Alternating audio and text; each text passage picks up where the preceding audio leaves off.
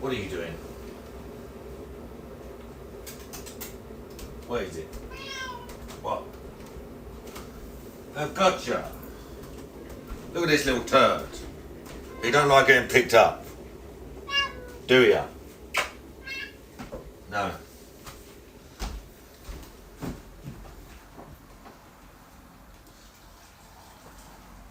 Disgruntles you, doesn't it? But you put up with it, boy. What is it? What? What?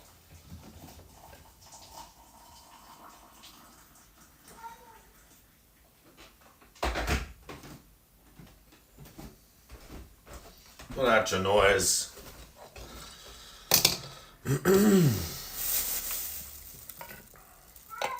Shut up. Oh, bloody have ya. What? Good here.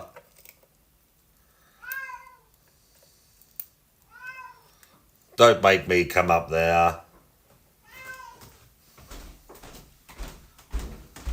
Don't make me come up there. Wait. I can see ya. Go. What are you doing? Run, boy, run. Get back. Get back.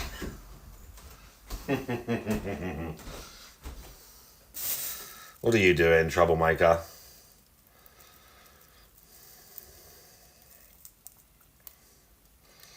What are you doing, Trouble?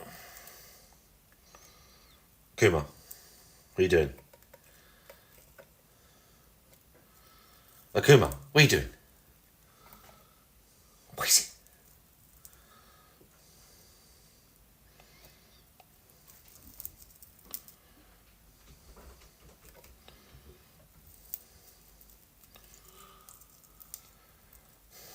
It's wine.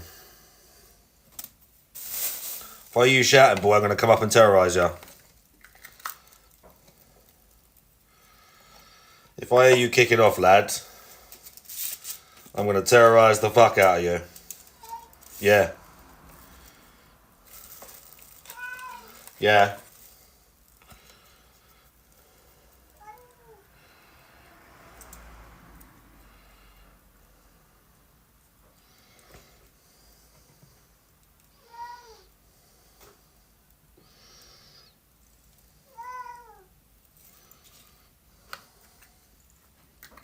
What, boy? What? Food? Oi, look. What's this? Yeah, that's what I thought. Come on then. Kicking off, huh?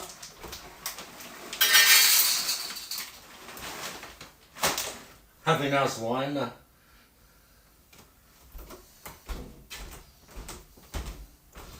That's what I thought. Shit, I actually need the screen on.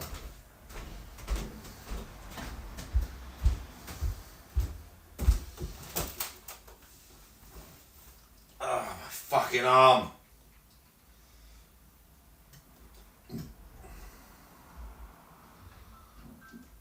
What is this shit? Oh God, not this fucking dirge. God, I hate this creep.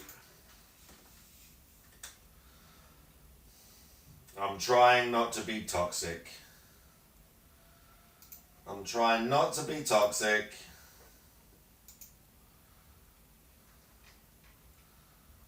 So sad, so sad.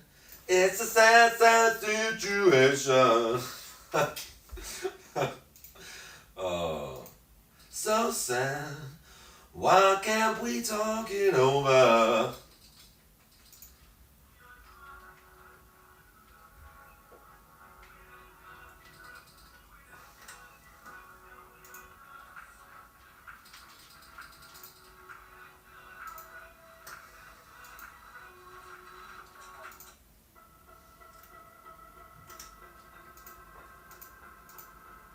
the tunes are going.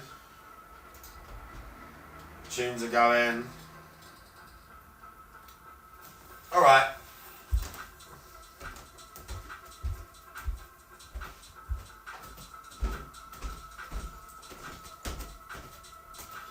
Swindon big ups.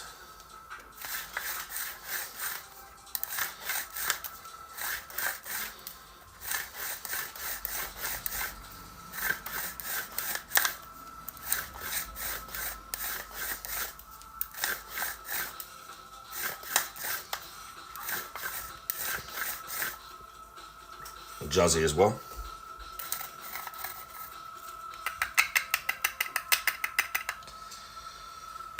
Good morning. Even though it's the afternoon.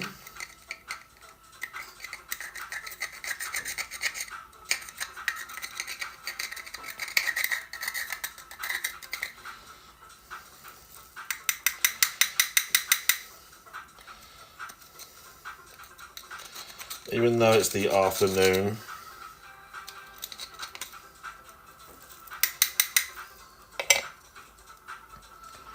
What are some cool Xbox retro games? Well, I don't think...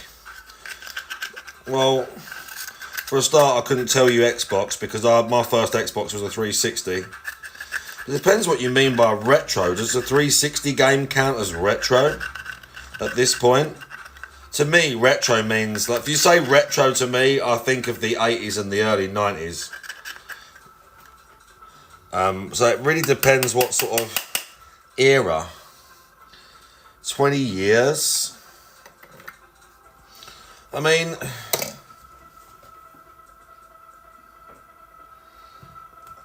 if I was to tell you to play retro games, it wouldn't be Xbox, it would be stuff like the original Fallouts and shit like that I was playing like when I was younger. There's obviously some good games on the Xbox, like, but I'd give all the RPGs I used to play when I was a kid and things like, oh, he's going crazy up there. I remember the things like the Dark Forces sequel, Jedi Knight. Some people are probably going to say Knights of the Old Republic. A lot of sort of platformers back then, I guess. But again, then like we talk about like PS2 era stuff, like there's so much shit. Like, I mean, take your pick. There's so many games. I've been wanting to play this game for a long time. It was a PlayStation 2 era game called The Suffering. There was two of them. It was a sequel called The Ties That Bind. But I wanted to play The Suffering again. The Suffering is like a third-person horror shooter. Brilliant game. But yeah, I mean, there's stuff. There's a lot of... If I went through like a list of like greatest PS2 games or whatever, I mean, there would be a lot that I'd be like, oh yeah, that's good, play that. But yeah, The Suffering. But you got like, I mean, there's honestly, it's hard to think because it's almost like there was so much stuff in the PS2 and even the PS1 era. But definitely, on a personal level, The Suffering, the original Fallout,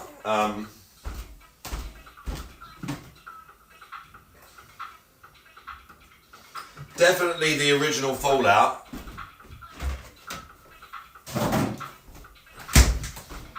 Icewind Dale, if you've ever heard of that.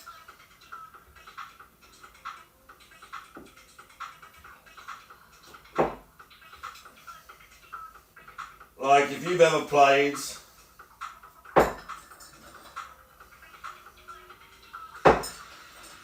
If you've never played something like the original Unreal game,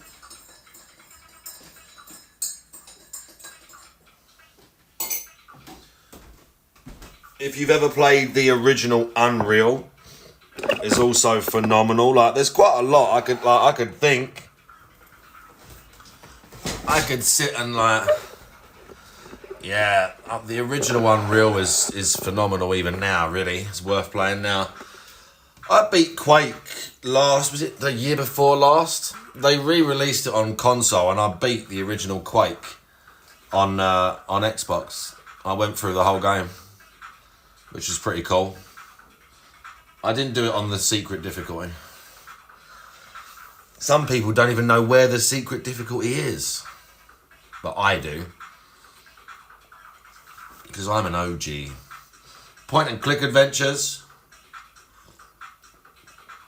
There's a lot of There's a lot of phenomenal point and click adventures out there.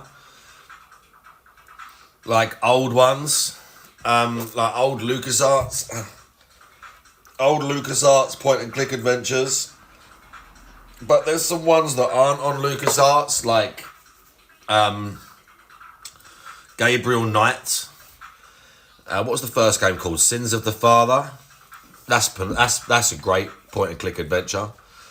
All the LucasArts ones are good.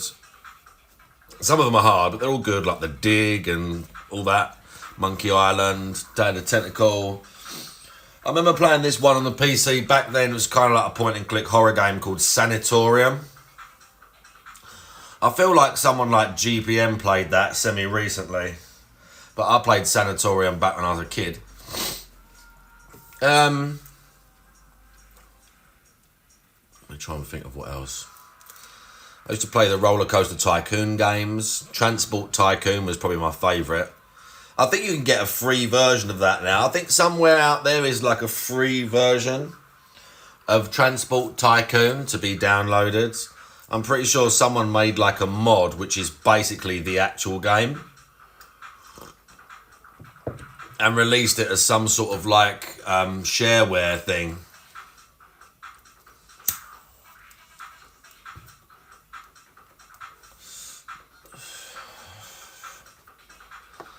Is it bad? Well, I'm pretty sure the Transport Tycoon one is really good. Transport Tycoon is honestly the best one. I like Roller Coaster Tycoon. I liked all of them. Transport Tycoon is better. Transport Tycoon is the best one. The world is massive. And you start in Transport Tycoon, you start in like 1940 or 1950.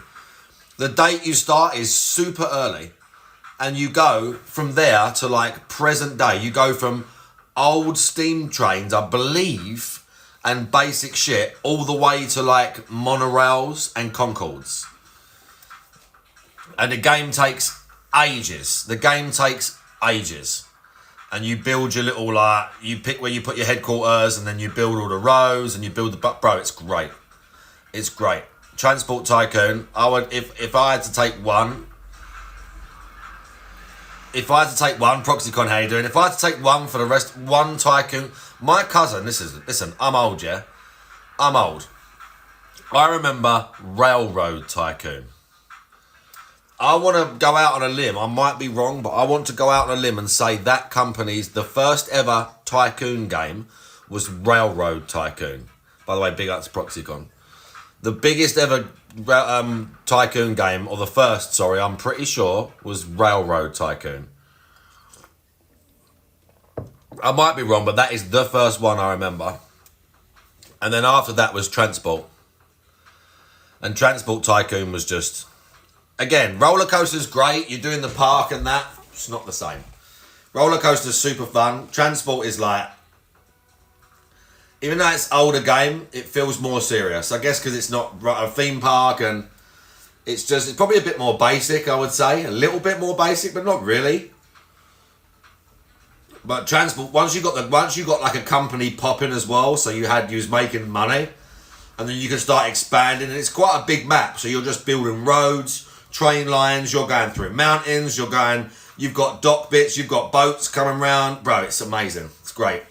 And as I say, I'm pretty sure someone did some shareware version of the game and just threw it out onto the internet for you to play.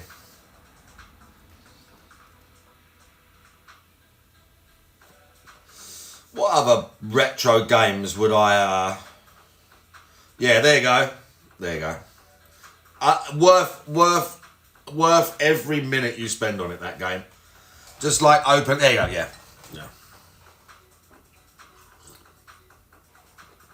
Amazing game. Other retro games that I would recommend, if you like games like Command and Conquer, when I was a kid, I used to play this other game that was like Command and Conquer called Total Annihilation. Back then, I thought, to be honest, I think I'll stand by my assessment. Command and Conquer was the popular one. Total Annihilation was better. At least what was viable back then, Total Annihilation was more fun for me. Total Annihilation was the same thing, but you were basically robots. There was no men. You just built robots. Like, you built robot planes and tanks and base. But Transport Tycoon, Total Annihilation. Total Annihilation was brilliant. If you're into them sort of games. I remember on Total Annihilation, you could get this thing. So obviously you had to research and build better and better stuff, yeah? So some of the maps were like, it was a giant map and it was just a giant sea in the middle. So there was no land fighting. You had to build a navy and then craft that could take troops, yeah? But this one map, I remember it was like a massive big sea map. So you had to have like air superiority. But you could build this, towards the end of the game, if you had enough technology, you could build these two cannons. One was called the Bertha, yeah, I'm pretty sure. And it could fire across the map. So you could build this gun and then fire at the enemy base from across the map. If you kept them out and you'd been researching, and you could literally wreck their base from your base. There was another one called the Vulcan, which was the same, but it was like a multi-barrel.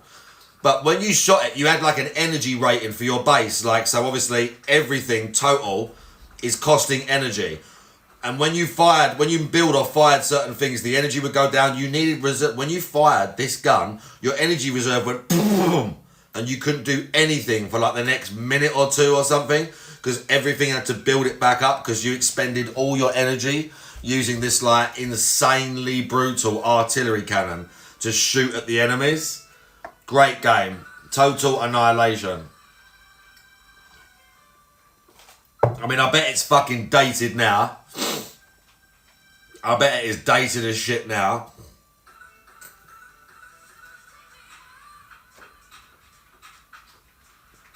But I would definitely recommend that. OG Fallout, honestly. Fallout for me was the first, like, I don't know about the first RPG. I'd obviously played other RPGs when I was very young, even though they were different. But for me, the first Fallout game was like, I would say monumental in my discovery. Sorry, not monumental, pivotal in my discovery of computer games. Playing the first Fallout game was a seminal moment in my gaming history, because it was very mature, it was very raw, very difficult, very unforgiving, but you needed to be like, I had to, like, when I was a kid, level up to play that game. Do you know what I mean? Like, I was shit at it at first, but even as a kid, beating Fallout was like super challenging. And it definitely, leveled me up as a gamer, I would say. Some people like Fallout 2 the most. I go between. Fallout 2 is good. There's more stuff. It's easier. It's easier because there's just more features. There's more guns, more armor. You can make your companions wear armor and use certain guns. But Fallout 1, I think, was grittier. The story was more raw. The locations were a bit creepier. Again, for the most of the game, you're solo in Fallout 1. There are companions, but they die. There's a guy called Ian you can get really near the start of the game. He can't go to the end of the game with you. He just can't survive. He's wearing basic bitch leather armor. He can't survive till the end of the game with you. Whereas in Fallout 2, you can make them wear armor. So I take a guy called Cassidy, who, for the Fallout heads in the chat, in New Vegas, there is a character called Cass, Rose of Sharon Cassidy. It's her father. The lore is that in Fallout 2, there's a guy who owns a bar in Vault City, and his name is Cassidy. And the girl in New Vegas is his daughter. So when you're playing with her in New Vegas, she's Cass's daughter. Cassidy is the best. He's like an old man, but he's just like, you put any good gun in his hands and a good suit of armour, he can come all the way. When I first beat Fallout 2, I did it with him. Like, he came all the way to the end of the game with me. I was so hyped. Because again, in Fallout 1, they just die. In Fallout 2, I was like, oh my god, he's coming all the way to the end. This is great. And he's like, this old dude. He says like the funniest things. You'll shoot him and he'll shoot someone and he'll say, wish I had a limit to break. Bro, his little things, the little speech patterns that appear above their head. It's great.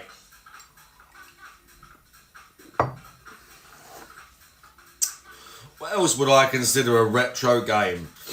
Honestly, even some early era 360 games now. You asked about Xbox and I didn't have an original Xbox, but in the 360 era, there are so many games that you should go back and play. Even if they're not really considered retro because they're 15 years old.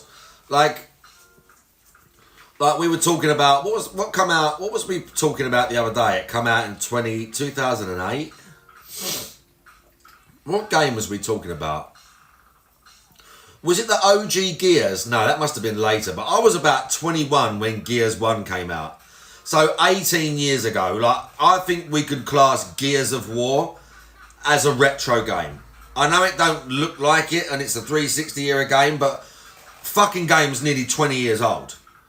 Like, at this point, Gears of War is a fucking retro game. Halo 1 is a retro game, you know? Like, that's what's fucked. They basically are. But from that era of the 360, there's like so many good games. Like, there really are. So, like, for instance, on stream, I played an old 360 game that's got a bit of like that sort of gets thrown around. That sort of gets thrown around for well-known, like, great story and that, and that's a game called Spec Ops: The Line. Have you ever played that? I'm not saying that's like above all the other games. I'm just saying, as an example, on the 360 era, something like Spec Ops: The Line, kind of not really known about now. A lot of people, like, from this generation, if you hadn't played it back then, would maybe never heard of it. Have you ever heard of Spec Ops: The Line? One of the greatest third-person shooters. Yeah. You should play that again. You should play that again. Great. I think it's Nolan North is the main character voice actor. And, like, phenomenal story. But the 360 era, dude, like, there was just so much. You could just go to a list of best 360 games ever. And there'd be so many on there. I'd be like, yeah, play that, play that, play that. The one where they're in Egypt, they're in Dubai. And there's, like, Dubai and the city's been abandoned because of sandstorms and stuff. Yeah, they're like a Spec Ops team sent into Dubai to retrieve this, like, army colonel dude. It's got Apocalypse Now vibes. It's fantastic. Fantastic game. But, I mean, there's loads of games. If I get a list of, like, best 360 eras, I mean, literally all of them are going to be like, yeah, play that, play that, play that. I mean, the original Oblivion, like, fuck the remake, play the original, like, do you know what I mean? There's, like, so much stuff from back then. All the old Hitman games from back then. Like Blood Money, even Contracts was before, that was PS2 era. Contracts, Blood Money, what else from that era? The Skate games, Skate 1, 2 and 3, literally all worth playing. I restarted Skate, I think, didn't I? I'm going to reinstall that and play some more of that. What else? Darksiders 1 and 2. Darksiders 1 and 2. Like, I could just go through my list on the Xbox of all their old games. The original Graw games, Graw 1 and 2. I would include all the Graw games, but as they get a bit newer and they get a bit more, as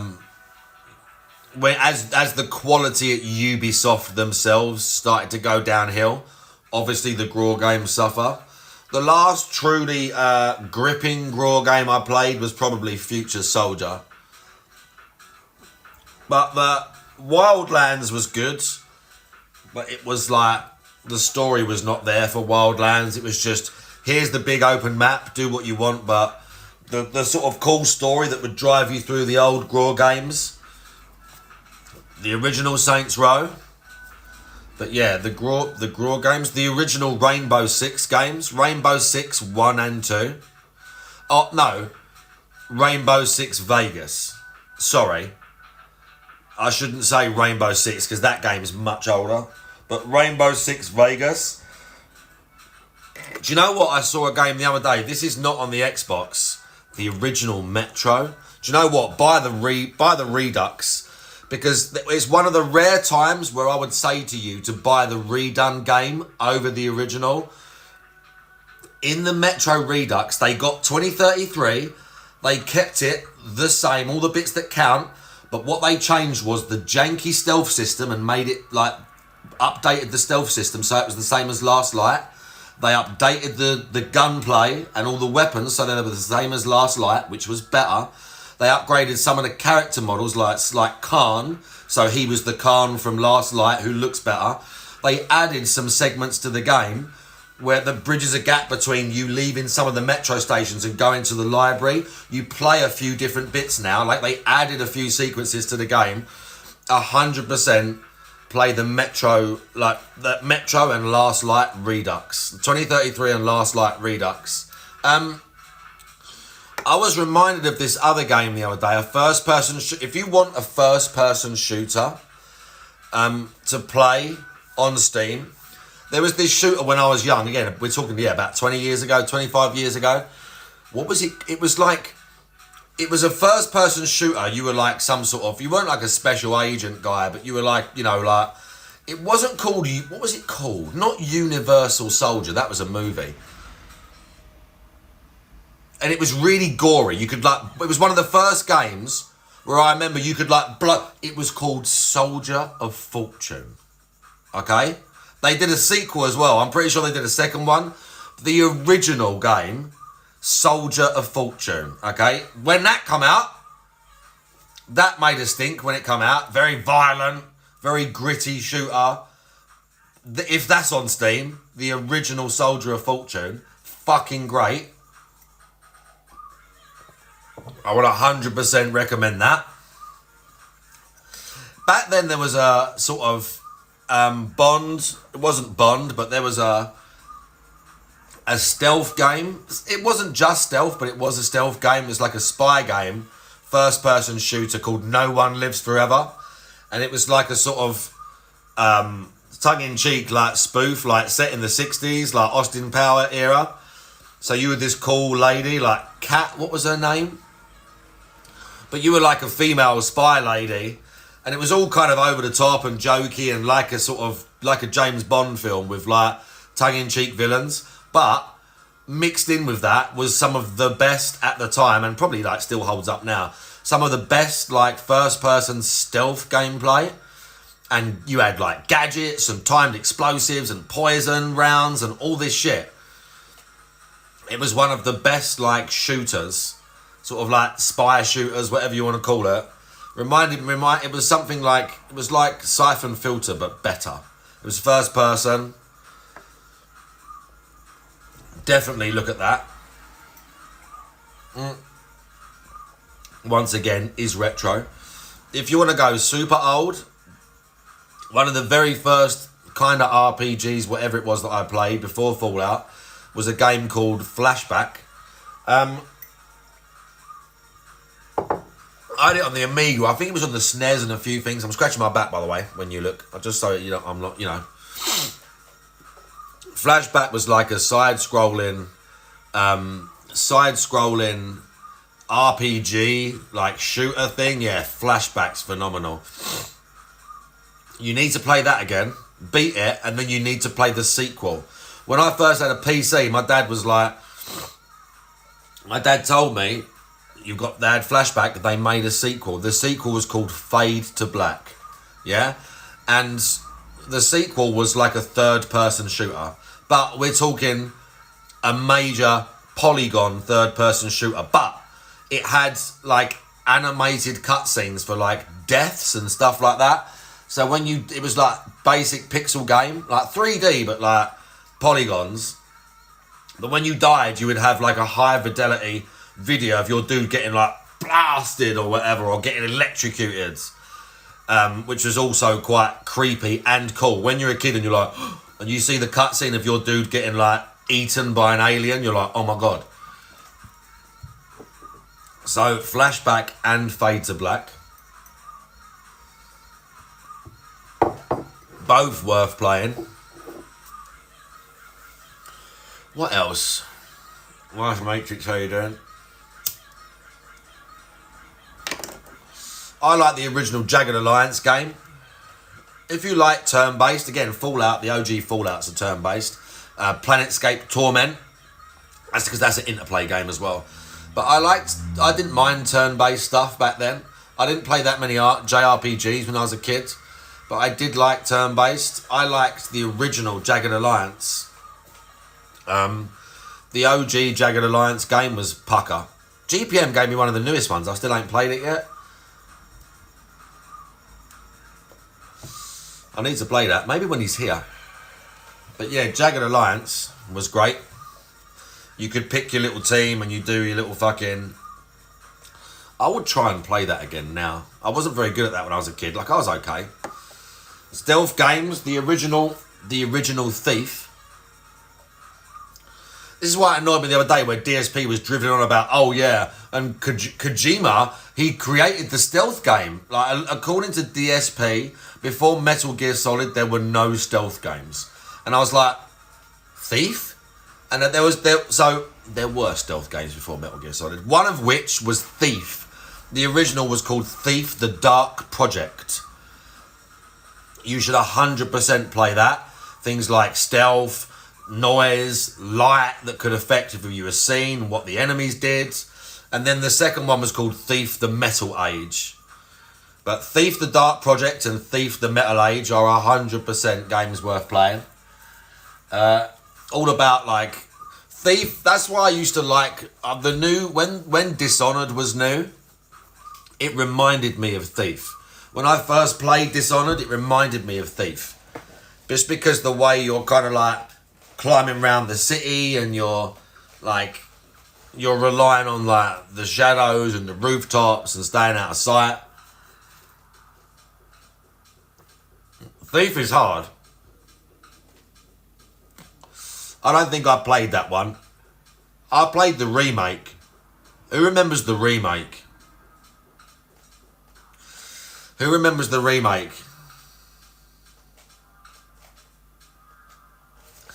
The remake, all I remember about it was I'm pretty sure I just played it once.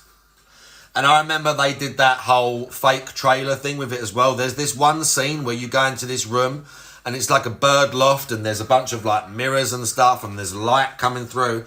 And in the trailer it looked great. When you get there in the actual game, you're like, this don't look as good like it did in the trailer. I remember that. Speaking of games that were downgraded from the original trailer, speaking of downgraded games, you should still play one of the most egregiously downgraded games of all time. One of the most egregiously downgraded games of all time. And that is Watch Dogs. You should 100% play Watch Dogs 1. See, Proxycon knows. Proxycon knows. You should 100% still play Watch Dogs 1. Watch Dogs 2 is garbage. And it's not garbage because the mechanics are bad. The mechanics in Watch Dogs 2, some of them are better. Watch Dogs 2 is garbage because the story and the characters are so laughably out of touch with the severity of their actions within the game world that the whole game just becomes a joke. You're like public enemy number one because you hacked something, but you're running around like an emo kid with a yo-yo beating people up. Like, it's the worst, bro. Cerulean, how you doing? It honestly, it's so cringe. In Watch Dogs 1, it all makes sense. In Watch Dogs 1, it all makes sense. Aiden's kind of cool. He's edgy. He's cool, but he's edgy. They killed his little niece. They want him dead. It makes sense why he's against the state. Like, it makes perfect sense. In Watch Dogs 2, you're just some little hacker dude and like, you're hitting the police with a yo-yo and then, like, shooting him in the back of the head for no reason. And they're like, oh, but it's all cool and chill and we're hackers. Annoyingly, the city in Watch Dogs 2 was quite good. It was set in San Fran, and it's quite a cool setting. It worked, like, it was quite good. But in 1, nah. In 2, I should play Watch Dogs 1 again. Yeah, I know, I saw that, Juzzy. I mean, I'll be honest with you, Juzzy, I don't know where she went. Because, you know, for all my posturing, I actually don't watch her streams or keep up with her. For all my posturing and joking, I actually don't watch her streams or keep up with her.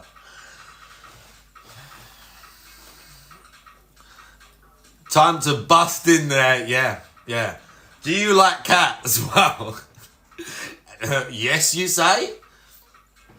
How many viewers she got? 200? We'll wait. What we'll do is we'll wait until we get the next Tevin raid. The next time we get a big Tevin raid, as soon as it happens, I'll instantaneously raid her. And come in flexing with like 200 views. And be like, oh yeah. And then just be all casual, just all like nonchalant, like, oh yeah, it's all cool, don't worry about it. Yeah, I'm going now. Yeah. Look at my pure organic audience. Exactly. That's what we do. It'd be great. I see the plan now.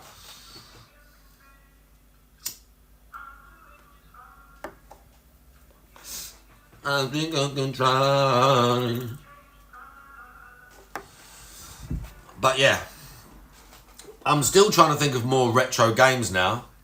Obviously, do you know what? We're not like there's no system is the limit now. There's no system is the limit now. Pan Random, how you doing? No system is the limit now. The original God of War, the original trilogy. The original God of War trilogy. My favourite from back then, for a long time, was 1. But I think... Sorry, I was just rocking with the music. I was... If I had to be honest about it, looking back, it would probably be 2. I think 2... 1 was good, but 1 was very janky back then. 1 was very janky back then. There was some... 1 is tricky.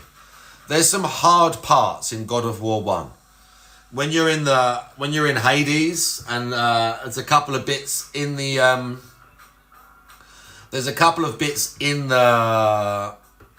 where's half the game set? You're in the it's like a big labyrinth basically. On the back of the Titan, it's like a temple on the back of the Titan, but it's like a big sort of labyrinth like temple. But when you're in there, there's a few tricky bits, and then when you're in Hades, there's a few tricky bits, and the final fight with Ares is also tough. But God of War 2 was a bit more polished. God of War 3 even more so, but that's even harder to get because you got to get PS3 for that one. God of War 3 is PS3 game, so you got to just get it on that. Like I did for Metal Gear Solid 4. But worth playing still. Do you know what else you can get on 360 right now that I played last year when I was on the bit of a retro thing? The first ever Condemned game. Condemned 1. Condemned 1 that was great. Replaying that, I enjoyed every minute of replaying that game from start to finish. Condemned 1 was fucking great. I want to do this. I'm going to eventually hook the PS3 back up and do Condemned 2. Condemned 2 was as good. But you can't... Condemned 1 you can get still on the Xbox, but 2 you can't. And I don't think... again, I haven't got a 360. It's all like it's all the backwards compatible shit.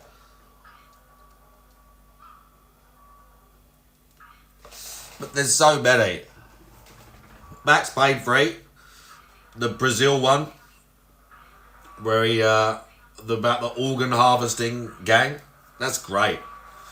What have you been doing? He stabs the geezer, bro. Great game. The original, these get mentioned a lot. The original Fear games. They get progressively worse, but they're still worth playing. But I played all 3. But Fear 1 is probably the best one. Fear 1 is the worst when it comes to like story and variety. But it's the best when it comes to horror, being scary, and I think the gunplay in Fear 1 was very fun as well. The guns in Fear 1 like felt shit hot. Yeah, that was great. There was a game, I talked about this the other day, there was a 360 era game. It was a Clive Barker game. It was called Clive Barker's Jericho. And it was like a sort of first person horror shooter. And you're this little like... Apparently they're books. I think they might be based on some of his books. But they're like basically like a paranormal like team. But they're like paranormal special forces type thing. That's kind of the premise. And they go to some demon realm or hell or whatever it is. And you play as, I'm pretty sure during the game, you play as different members. Like they have abilities. One lady's got some like psychic power or some shit. I don't think you swap within the missions. I think just as the story goes on, you play as the different people. That was really good. That was hard. That was hard when I was a kid. But it was good, like monster design and stuff. Definitely, like, that was worth playing. So many games from that era, like, worth busting out that you would still enjoy now. So many. Like, even just shooters that you've never heard of. So, I'll give you an example. There was an IO Interactive, the people that make Hitman. During that era, I think maybe after Blood Money, I don't know if they did it with another company, but it felt like the gunplay felt like Hitman. But they made a game called Freedom Fighters. And Freedom Fighters is just a third-person shooter set in New York. And the premise is that either the Russians or the Koreans invade America. And the whole game is you creating like a resistance and fighting at different parts like in New York. And it's a cool little... It's like a squad-based... Like, you can have a squad with you, but like AI squad. But it was like a squad-based cover shooter. But to play through once, great. Cool little story, like fun, over the top, but great. Just to play through once, it's like... But there were so many games like that on the 360. It was almost like every month a game like that came out. Like some game you've never heard of before, but it's worth playing once. I'll tell you another one. Dark Sector. Really early on, it was like kind of like... I feel like it was a response to Gears. There's this game called Dark Sector, which was like a cover shooter. But also, it was a bit more of a horror game. And this guy had this like... He had like a boomerang thing, basically. It wasn't a boomerang. It was like a circular, like... It was called a glaive, but that ain't what a glaive is. But it was just like a cover shooter like Gears, where you're fighting monsters and dudes. And you had this like... boomerang thing that you could just throw and slice dudes in half with for no reason. Random 360 game, don't know who made it, can't remember, no idea if the company's still around, don't remember if it ever did like that well back then, but 100% worth playing. 100% worth playing through at least once. If you can get that on Steam in a sale for like $2, great. You will not regret your purchase. And there's so many games like that, of that sort of era. Like, I could just get a list. We just get a list now and look down at it and go, yeah, that was good, that was good, that was good. Remember all that stuff from them. There's a bunch of shooters like that. I remember that id Software shooter, Singularity, where you could go back and forward in time.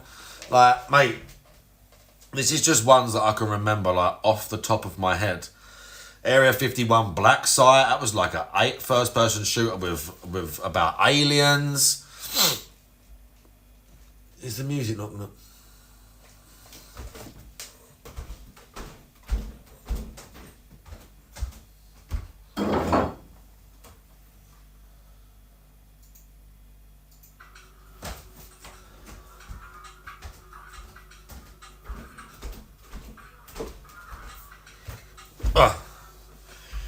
So yeah, there's a lot of these games out there.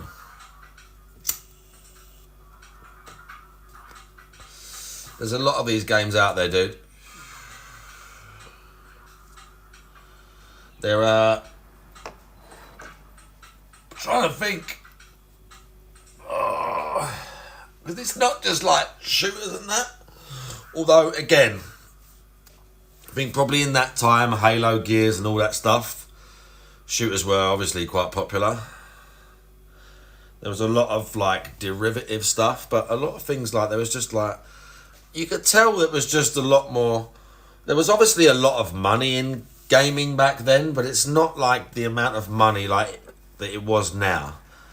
Like that era must have been like sort of like awakening, like where they were getting serious money that they could make these real amazing projects, but not so much that a game that an entire company's like that all they cared about was the sequel to named IP because they've got X million outlay on this next game in this next quarter type thing.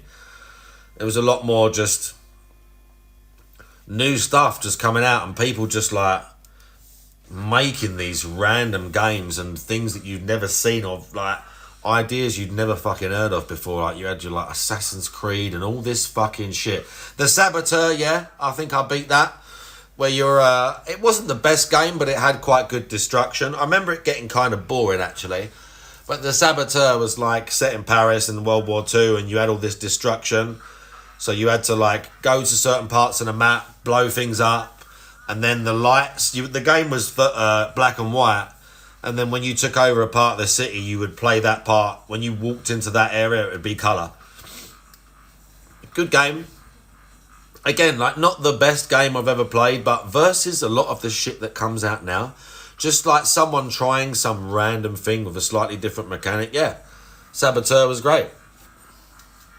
Obviously, there were stinkers in this era as well, like Homefront. We all know about Homefront, the Revolution and all that. Listen, I played all the Homefront games. How many were there? 3 at this point, or 2? Maybe just 2. I played all the Homefront games. I played all of them. I played it multiplayer. I played the multiplayer on the Homefront games. Back then, whenever a game had multiplayer, we would play it if it came out. If a game had a PvP mode, we would try it out. Most of them like kind of sucked. But if it had one, we would play it. Whilst we were playing that game, we would play the PvP mode. Some of the Homefront had good maps for sniping. But the sniping was just a bit shit. But some of them had good sniping maps. Oh. God damn it.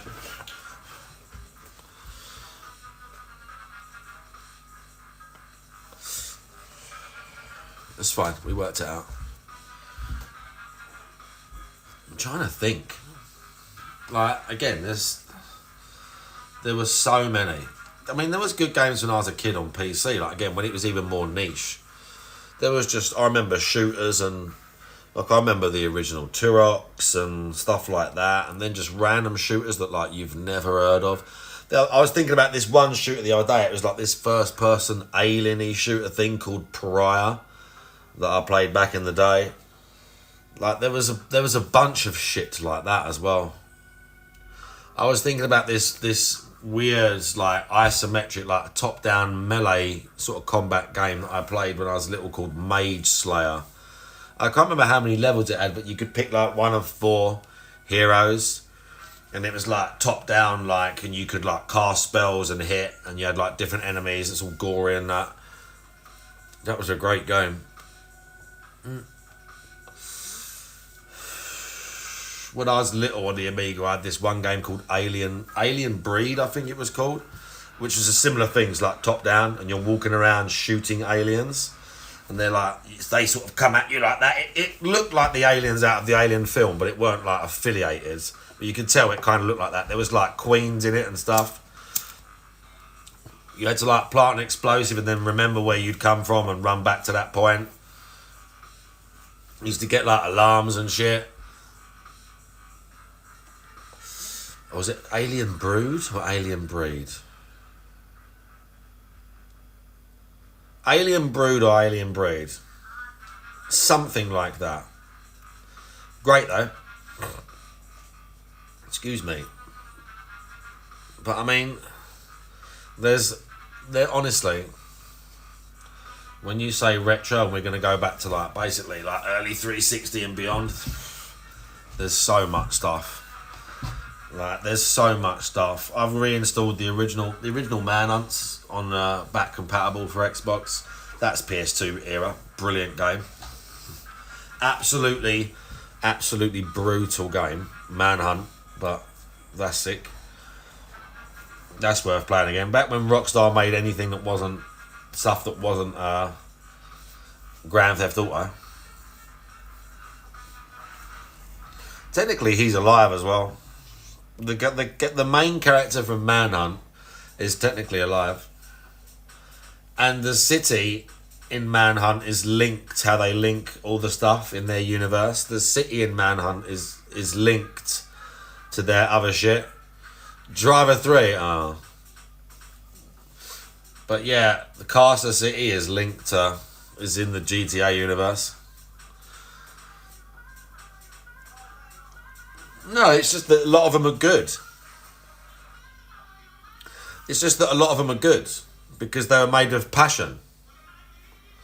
They are made of passion because a lot of the new games are soulless. So even if they look shiny and cool, they're soulless. They're just a soulless rebrand of something else made by a bunch of wannabes who got into the industry because they're kind of into gaming, but 30 years ago, the people making the games were the fucking nerds that were playing them. You ever seen those pictures of John Carmack from id when there's like 3 guys in an office who made Doom? It's like 2 or 3 dudes in some crappy little like room, some 3 little balding like fucking losers sitting in this room making Doom. Like that's what it used to be. The people making them were the people who love them. Whereas now, that's not the case. Some of the people who love them are in the industry making them, but there's a lot more people, writers, like executive producers. There's a lot more fluff around all these studios now. So there's just a bunch of fucking wannabes or a bunch of like, bro, why's my nose so itchy? It's just a bunch of people who are there for all the wrong reasons. It used to be you would have to install a mod chip to install part of games. Interesting. People are hacking their 360s, huh?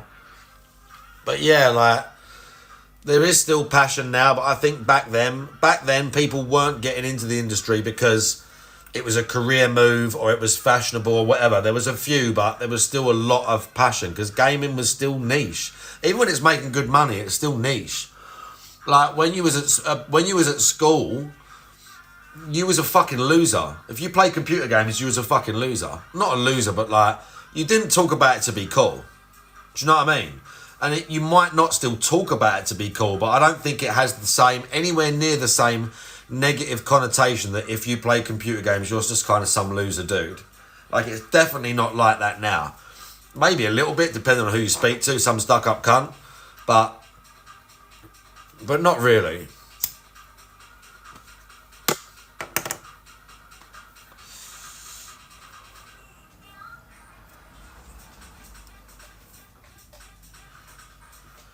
But yeah, that's why you're probably enjoying a lot of the retro games. It's basically just because there's a lot more passion in there. And I think the further back you go, the games were not being, obviously some of them, they were being made with money in mind, like even in the 90s and before. Like, it weren't like people were thinking we're just going to make these for passion, we don't care about the money. I'm not saying that, but there was a lot more passion in the industry back then, because it was still, even though it was making money, it was still so niche. And like, it's been on the edge of like innovation as well, like with the technology and the games themselves getting better, and then managing that with the fact that it was niche for a while, and then it was this emerging genre, and now it's bigger than Hollywood, right? I don't know what they encompass that. I don't know if that includes mobile gaming as well, but now the whole gaming, when they assess it for like, when they do these things and say how much the industries are worth, it's like bigger than Hollywood. So it's not the same now. Now when people go with a new game or a new idea or a new IP, that's what I'm saying, Rihanna. But now when it comes to being these things being decided, back then it was like they clearly were like, I've got this game idea and these are the mechanics and I think we could do this. They were like, yeah, fuck it, let's just try that. I'm sure not all of them didn't get made still, and games failed back then, but there was a lot more like, just try that, new IP here, new IP there. Now they're like, is it viable? Is it going to make it? New IP, like, there's so much more just, how much money is this going to make us? These mechanics, new character, these things that 20 years ago would have been like, yeah, fuck it, let's just go for it. Now it's like, no, I'm not interested. That's why I'm glad when these big games fail, to be honest. That's why I'm glad when these big games fail. Because a lot of these companies ultimately do need to go. These companies like Ubisoft and EA and that, they've got to go. Ultimately, they have to. They've just got to fail. A lot of these shit old studios and companies have just got to die. They really do. Like, the Activisions, all of these people that are just churning out the same old shit, that are helping the industry stagnate, they just need to go. There needs to be a bunch of space for a bunch of other people to come out of the woodwork and inject some passion back into it again. The new COD is embarrassing. The new COD is embarrassing. And that's why I'm still very like, I think people are being naive as fuck about Battlefield. Like, people play a beta, it's good for 10 seconds, and they're like, oh my god, Battlefield's back. And then like 2 months after it's come out and the maps are kind of boring and nothing flows, and it's kind of been made clear that actually the game's not all that, everyone's gonna be like, oh. People got short memories, bruv. All these big companies need to go. All of these things need to just get flushed down the toilet so a bunch of new shit can come out. Like, that's it.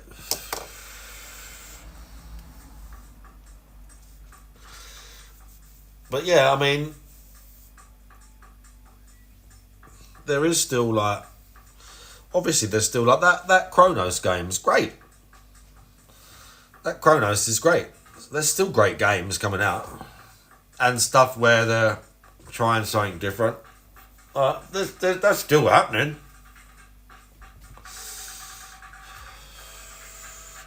I did see the thing is that is definitely The thing is, that is definitely a noticeable trend in games, isn't it? That is definitely a trend, a noticeable trend in gaming. The women getting uglier. That's definitely a thing. The ladies are getting uglier. They look uglier. That's definitely a thing, right?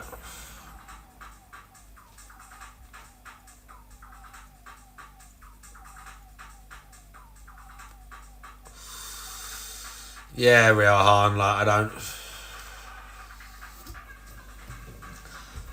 Because it's, like, not realism or something. How's that make sense? Do you know what I mean? Should we do one more?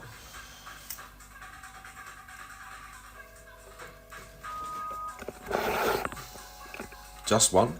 Where's the cat?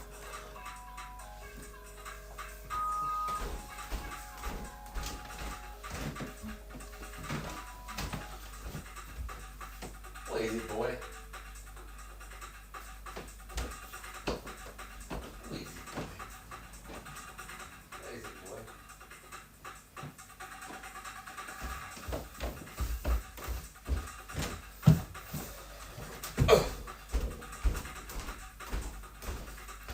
He's sitting on the bed. He's sitting on the bed. He's sitting on the bed, loving life.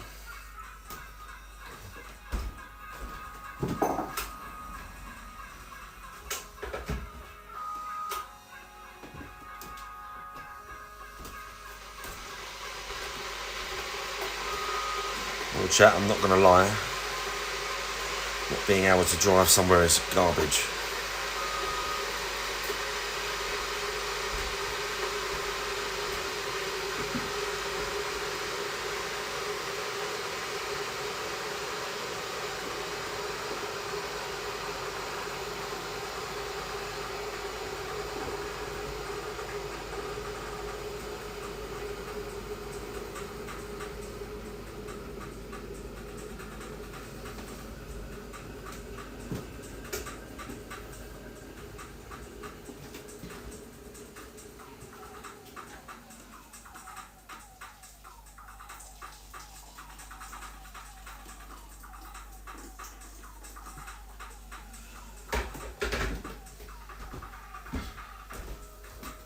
Yes.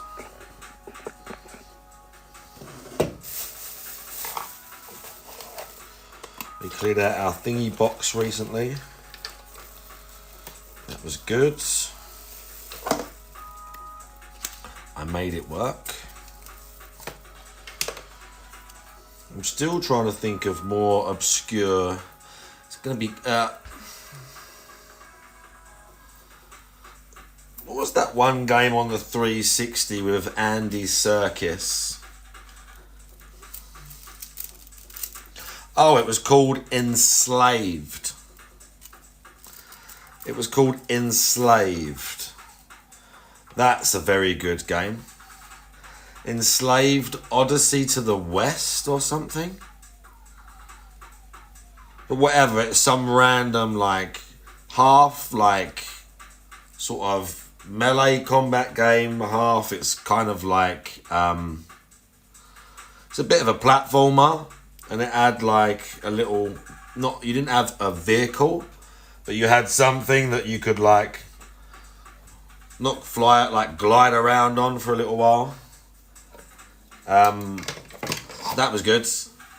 And it had, as I say, the main character in it was voiced by Andy Serkis, the guy who plays Gollum. That was a good game. Enslaved is on Steam as well. Yeah, that's I mean, yeah, that was definitely a good game. I was talking about Dishonored earlier. I forget that Dishonored is like, what, 15 years ago now? That wasn't a 360 game though, was it? Dishonored. That was an Xbox One game. Thinking about it. It's still like 10-year-old game though.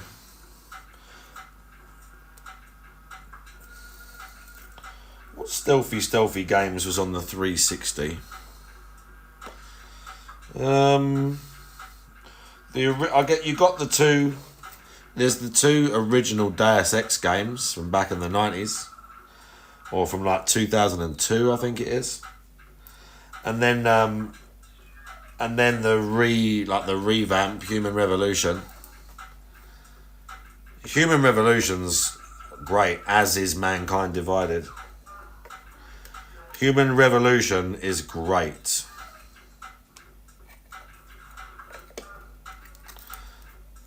Right, fantastic.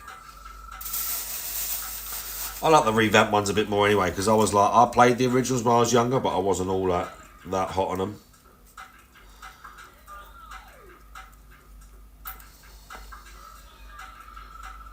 What else did you have? I'm trying to think of things that didn't get sequels.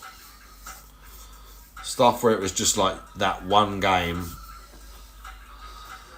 One of Juzzy's favourite games, a shooter if you've never played it, that game called Black. Do you remember that? I played most of that on a stream at some point. I think I played all the way up to the bridge but didn't play the last level. But Black was just quite a good shooter to just mindlessly run through back in the day.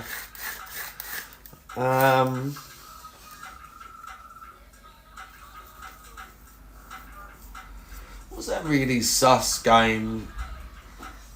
It was a really sus melee game where you couldn't die, you just kept getting brought back to life. It's a very weird game.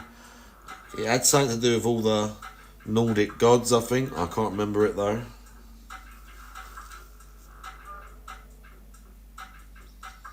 Oh, I can't remember the name of it. It was a real weird game. It was like a sort of melee game. Too Human? No, it was called Too Human, not Azura's Wrath. I do know that one. I never played that. I never played Azura's Wrath. The one I was thinking of is Too Human. That was a very sus game from the 360 era.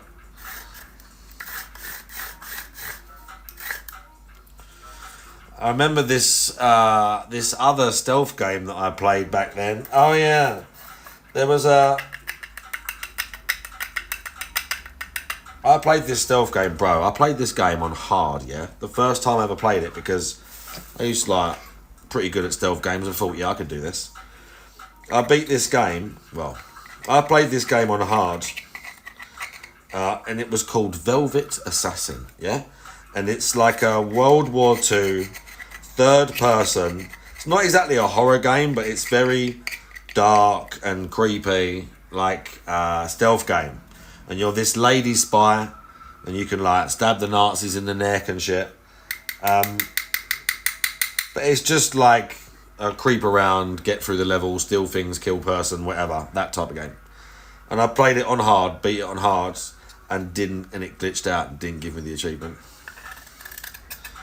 It didn't give me the achievement.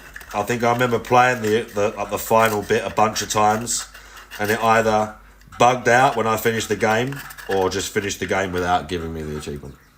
That did used to happen. That did used to happen. That would piss you off bad back in the day. Achievements would bug out and just not unlock. And you would do something that was really difficult and you wouldn't get the achievement for it. That used to piss me off.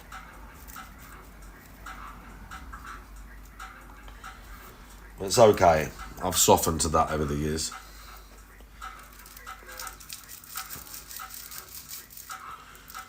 I've softened to that over the years, thankfully. Oh. You're making me want to play all these old Xbox games now.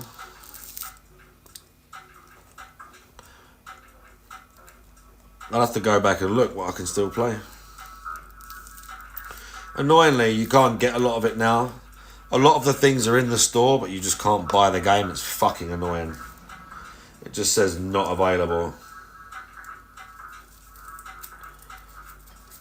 We've talked about this a few times, but you had the Riddick games was on Xbox.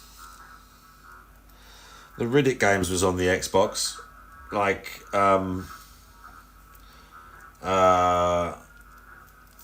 You had Butcher Bay, and then Dark Athena. Both fantastic. They're quite hard to play, I think, on PC. They might be on. Maybe there's somewhere you can't get them. I can't remember.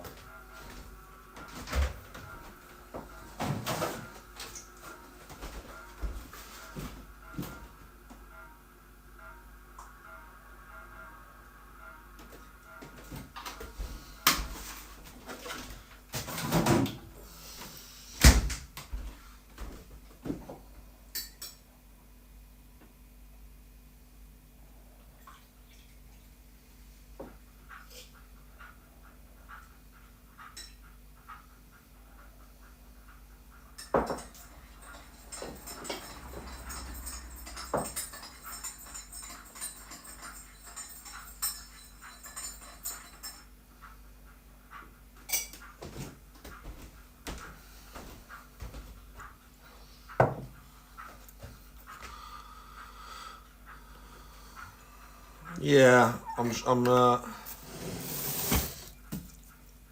too lazy to do emulation.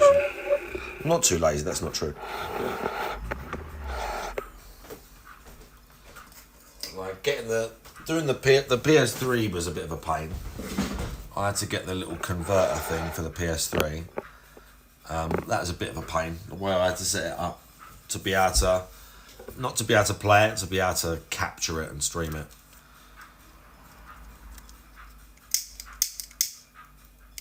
Was the annoying thing about that.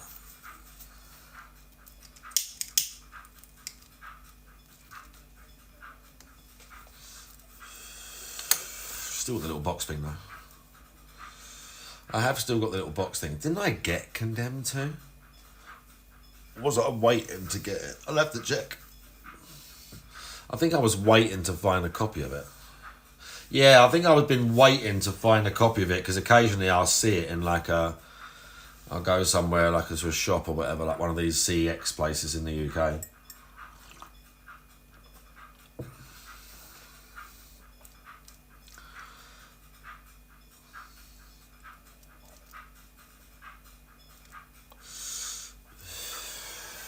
Anyway, I'm trying to think of like, I used to have so many. I gave so many away. I gave so many away.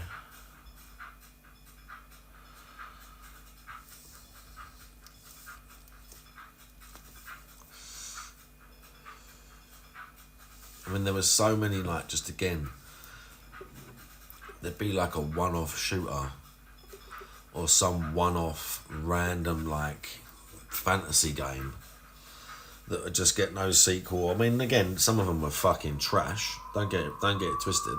Some of them were still trash. I mean, there's a lot of, like, it's not like there's not a lot now. Isn't Condemned 2? It is, but Condemned 2 is hard to... it's not on the...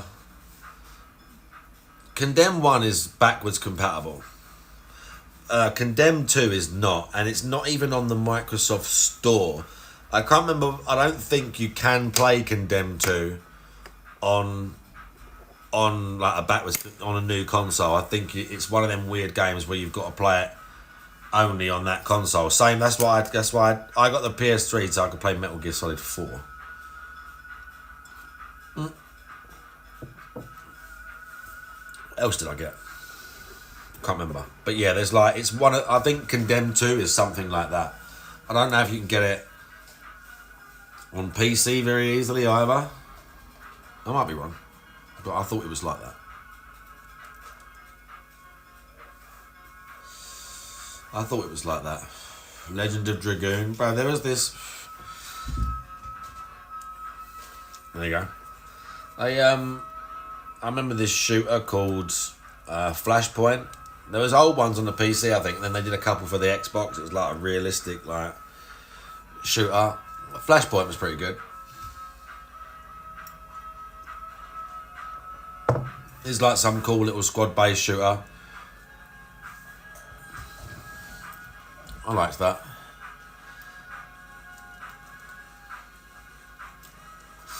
There's one called Dragon Rising, and then the next one was called Red River.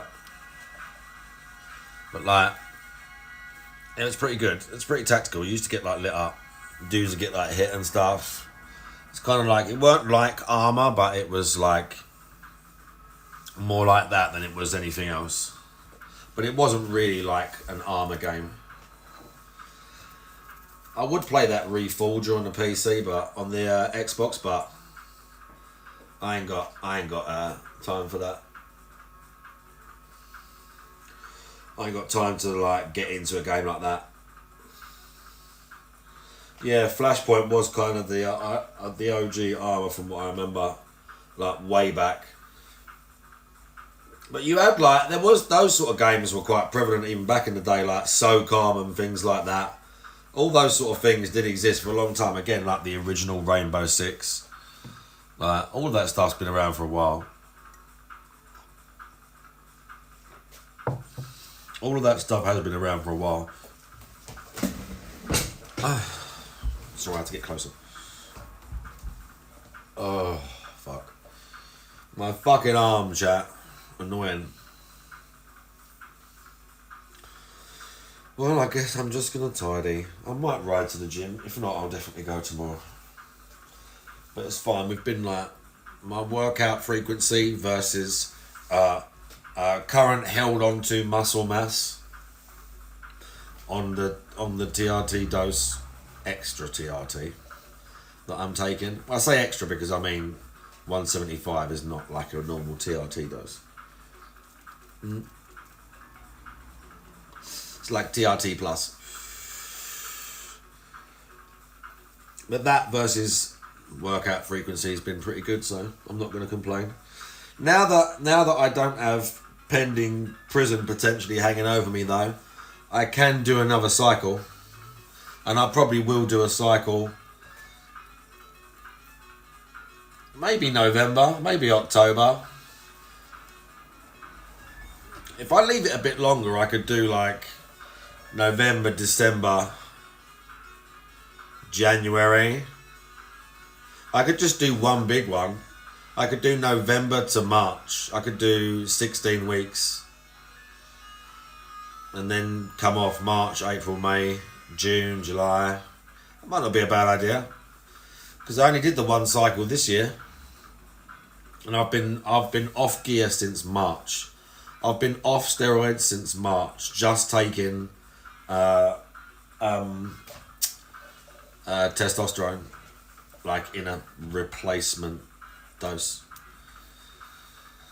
And I haven't really got much lighter. How long do steroids? It depends what ones. I think DECA can be detected for like a year. DECA can be detected for like a year or something. But in terms of the amounts helping you in the gym, it's probably only a month or two at most. Most of them are quicker than that. But within like, what we March, April, May, June, July, like 5 months. 5 months. Like that's probably more than enough for me to lose all. Like any added help I'm having in the gym, like in terms of strength or whatever else, recovery, like what they're doing, that affect's definitely like worn off by now. So this is me at like probably like, if I'm lucky on a good day, I'll probably still just over 200, like maybe 201. But what's more likely is like 195, 193, something like that. Realistically. But after like 5-6 months off gear, just test. Very happy with that, thank you.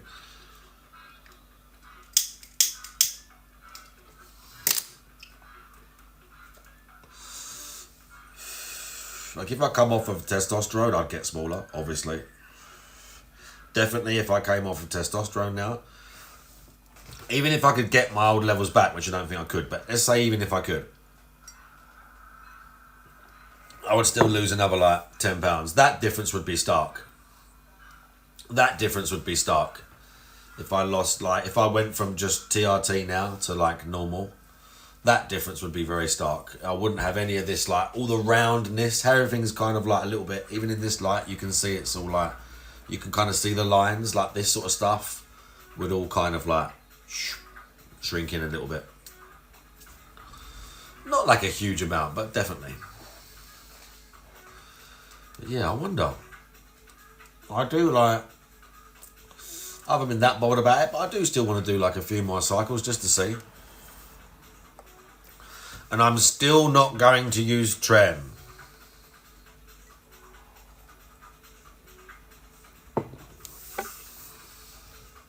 Because you don't need to.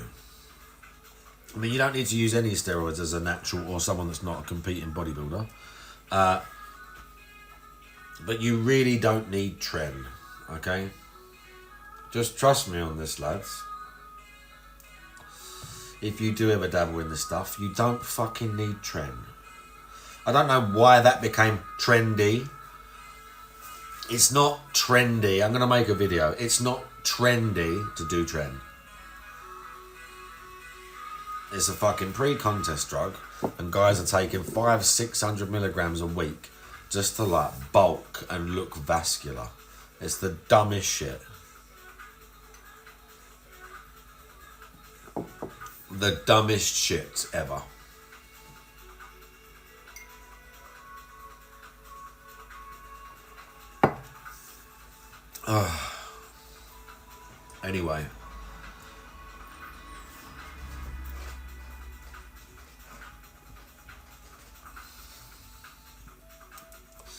Anyway.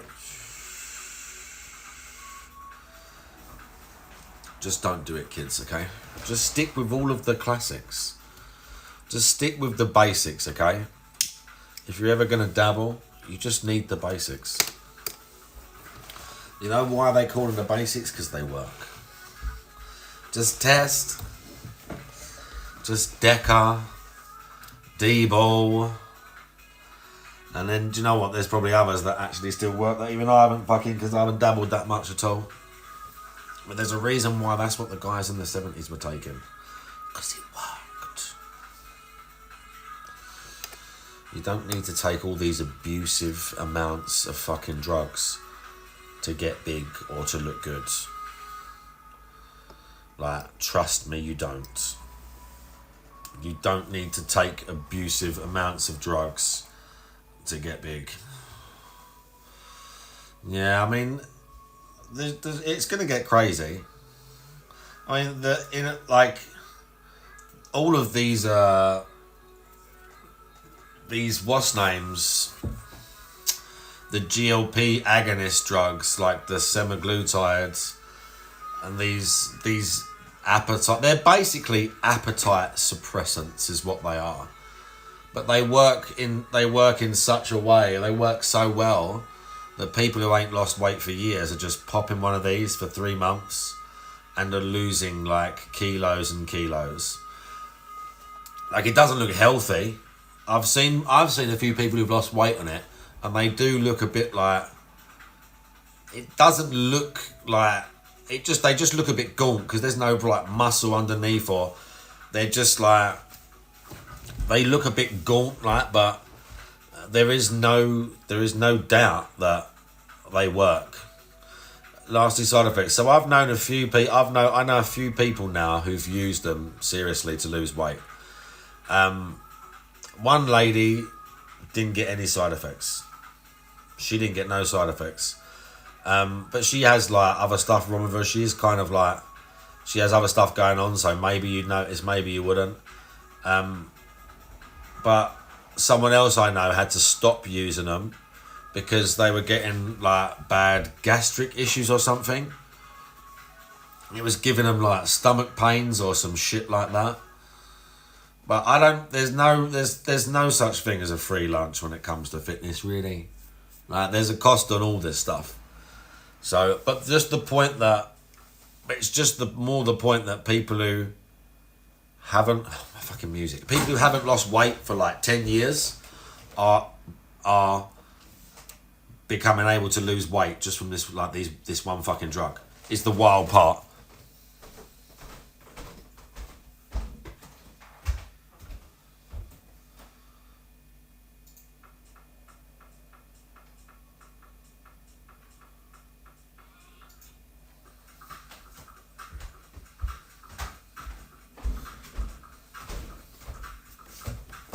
Oh, but yeah, that's the part I find interesting.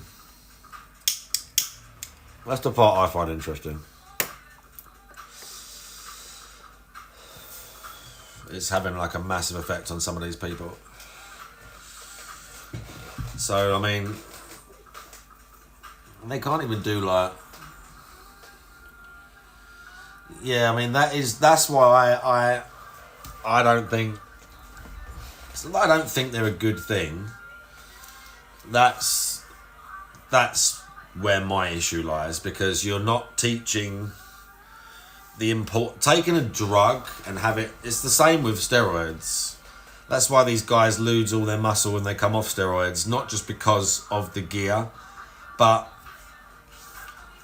these guys never lived the lifestyle and learned the discipline. They just they skipped a bunch of that shit, so they don't have what it takes up here to then keep living that lifestyle to maintain muscle, or in the case of some of these people, to keep it off, because they never changed really.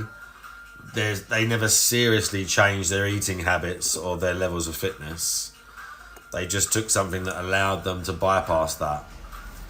But yeah, keeping it off. You didn't equip yourself with the tools you need. Kinda.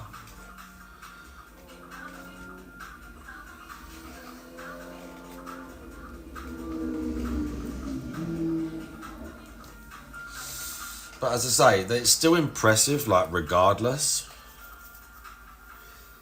It's still impressive, like...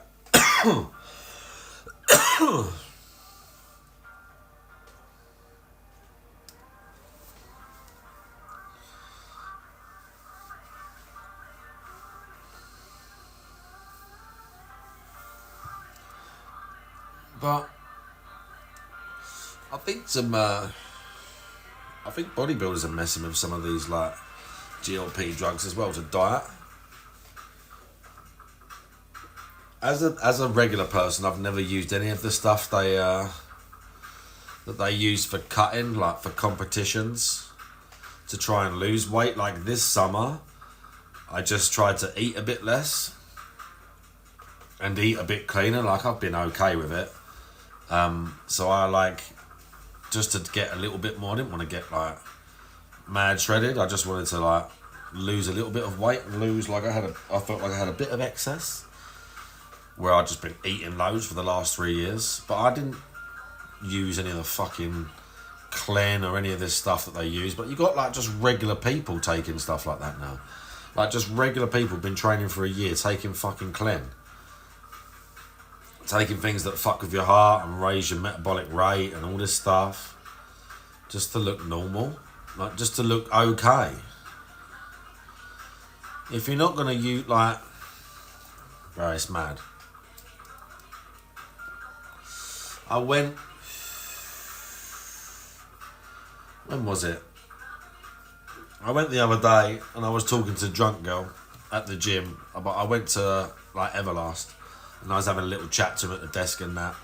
And there was some kid, I can't remember what their name was or whatever. And she had said that he was like, I think he's 19, and that he would been speaking to her about taking fucking gear. And they're there like, they were doing something in the gym, they were like taking pictures, doing some bullshit, like some fucking nonsense. And I was asking, and she's like, oh yeah, he says like, whatever. Ephedrine pills, nah man, I won't touch anything like that. Even like there's some orals that they use like that are very powerful, but it's out of your system quite, like the sort of the half-life and whatever else is very quick, like things like halo testing and Superdrol, and there's a few others. Like I wouldn't even try any of that stuff. It's like a hobbyist, we call it. You don't need any of that stuff. It's all dangerous. That's the thing. It's all dangerous. It's all kind of mental when you think about it. Like, you're messing with your body's hormones. The chemicals that regulate so much stuff to do with your mood and your sleep and all this shit. And you're altering them yourself permanently, like long term. It's not something you should just trifle with a little bit. Like, it's all dangerous. So if you've got like a goal or you're doing it just because you're a gym bunny like me, like just try and be as smart as you can about it and minimize that risk. So you just think, okay, I want to look a little bit bigger. I want to look a bit more like Bob Paris and still have fun in the gym and not die. Okay, we'll just take the basics in like small to moderate amounts. And if it works and you keep getting bigger, don't add anything else. You don't need to. Just do that, eat, have fun, enjoy the gym, enjoy the time, you know, you're looking in the mirror and you're fucking doing your fucking like vanity moment. Or you're just like, you know, enjoying your time fucking working out and just be happy. That's it. Don't be like, oh, that worked. Now I take Dren. Now I try this. If this is strong, this must be even stronger. There's a little degree of that. Yeah. Well, I'm not promoting it, trust me. I'm just saying a couple of people are going to get to that stage. A couple of people are going to get to that stage and they're going to like, you know, it's like everything. If you're in, you know, if you're into whatever it is that's like your hobby and you're super into it, you'd be into it at a high level, didn't you? Sadly, when you get into like fitness and get into bodybuilding, the high level part involves, even if it's in small amounts, taking drugs. Whereas like, I suppose getting into like something else has got less health risks. Like getting into like fishing just means you go to somewhere better and you buy a more expensive fishing rod. Do you know what I mean? Like, Insanity, thank you for the raid. I appreciate that.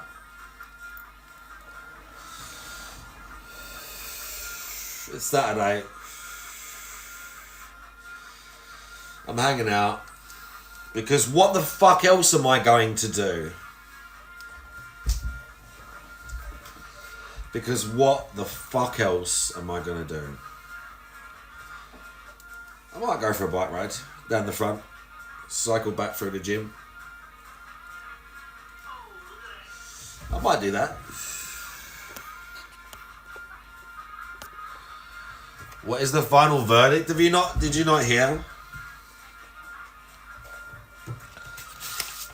I have them all here. I knew this anyway.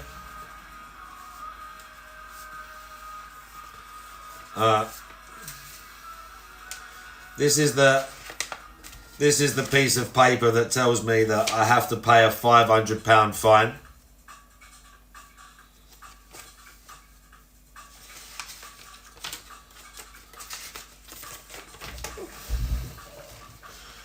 Here we go. On or the 7th of March 2025, used or threatened unlawful violence towards other persons, and your conduct was such as would cause a person of reasonable firmness present at the scene to fear for his personal safety. £500 fine. You've received a term of imprisonment of 19 months. The sentence has been suspended for a period of 20 months. Requirements: unpaid work. Requirement to be completed within 12 months, 150 hours of unpaid work. And then we got notice of disqualification from driving. A court has disqualified you from driving for 12 months, after which you must pass a new extended driving test. There you go.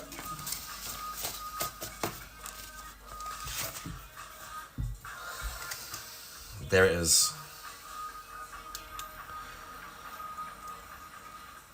Great country.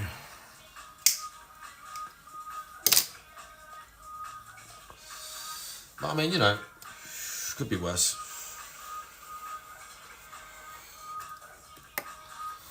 It could have been worse.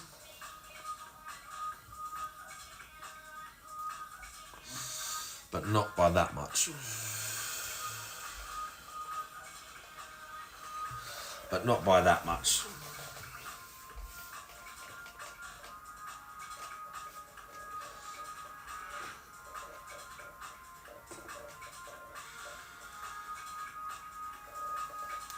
Do you know what, Riahan? The thing is, like, The thing is, I probably could do that. Like, I'd have to do things I didn't want to do. I don't mean like, I mean like, because you got to collab with people. Like, that's the thing, isn't it? You can't just have like all solo content and that. You got to like do collabs and stuff, which is like, there's no way. Like, all joking aside, no. Like, even if it's just business or whatever, no. But like, I don't have it in me no more. I don't have it in me no more. Well, I'm hopefully still going to be able to work, but I'm going to have to like ride my bike to work, which is not a big deal. But what is a big deal is that it's fucking dangerous. The roads that I have to ride my bike on is fucking dangerous.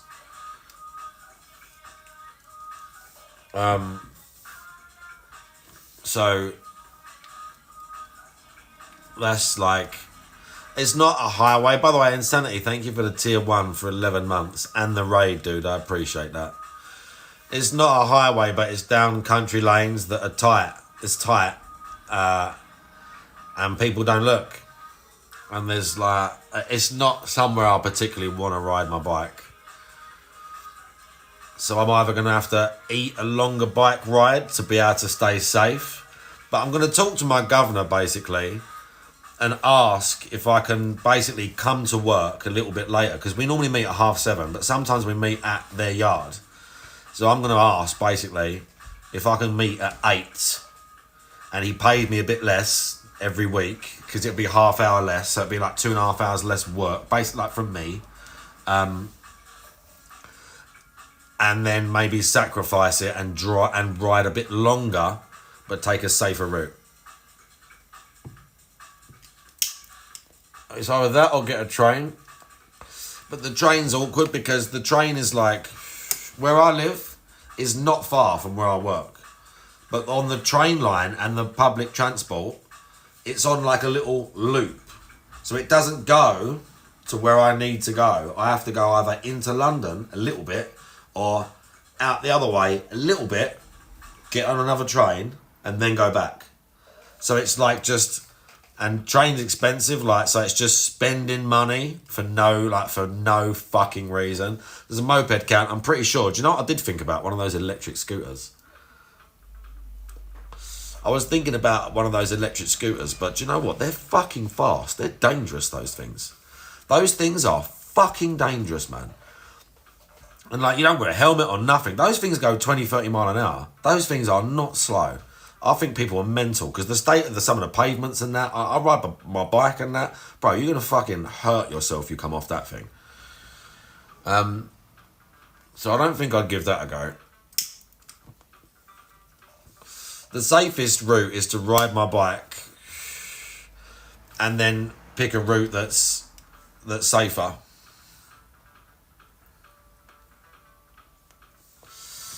The best thing would be to ride my bike on a safer route. Like, find a safer route. There are country paths.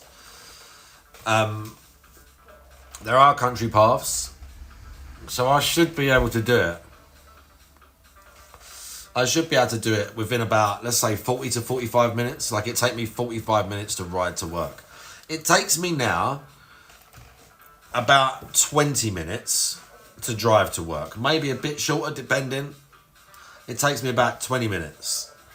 So if I can get to work in 40 minutes on a bike and it's not too mental, like, I've only got a BMX. Like, if I get really serious, if I want to be serious about it, I could buy a better mountain bike with actual ratioed gears, so that I wouldn't have to work as hard and I could go faster. But it depends how hard I want to go. Really.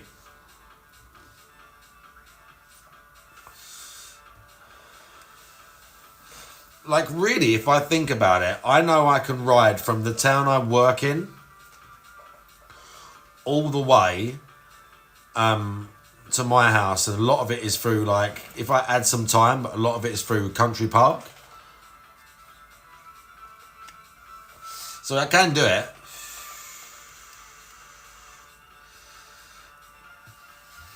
Yeah. But yeah, those, like... Take a rubber boat. I should. I want a free house. I've got to pay for this one. I want a doctor like on standby. I want a doctor on standby, bro.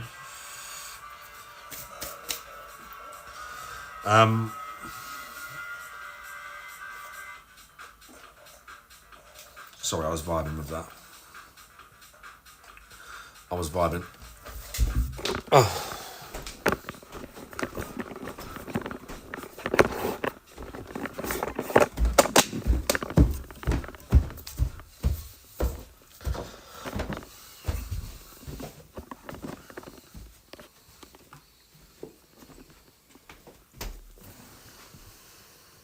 Here he is. What is it, boy?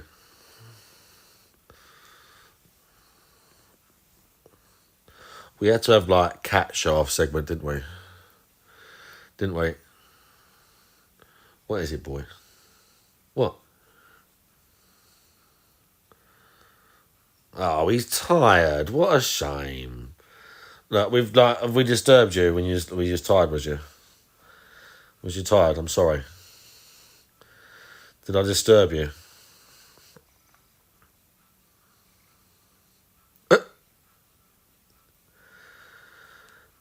He's like, why did you mess with me? I like it and that. He's purring. But he's like, why did you mess with me? What?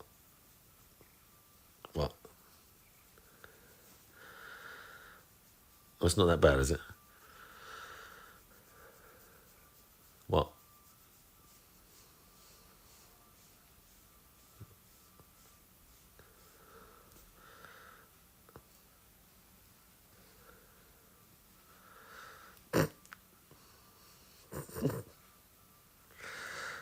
Alright. Show off moment's over.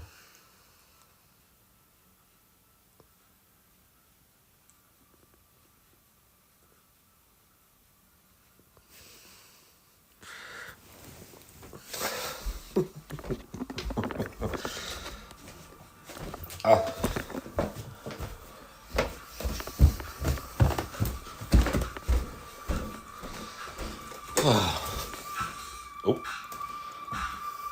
Okay, that's it.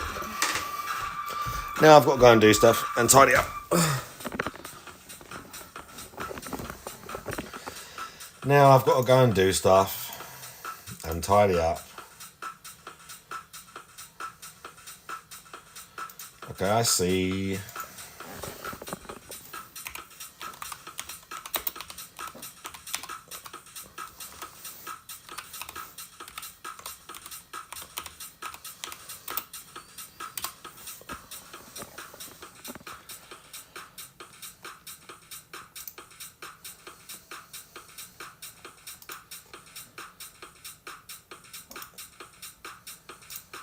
Is that it? That's it. Alright, chat. Thanks for hanging out. Thanks for hanging out and talking bollocks with me. I'm gonna fucking shoot off now. I appreciate all of you, and I'll be back later. I'll be back later to do stuff. I do have to get a cat emote, don't I? I do have to. But yeah, I'll be back later. But thanks for hanging out. Bye-bye.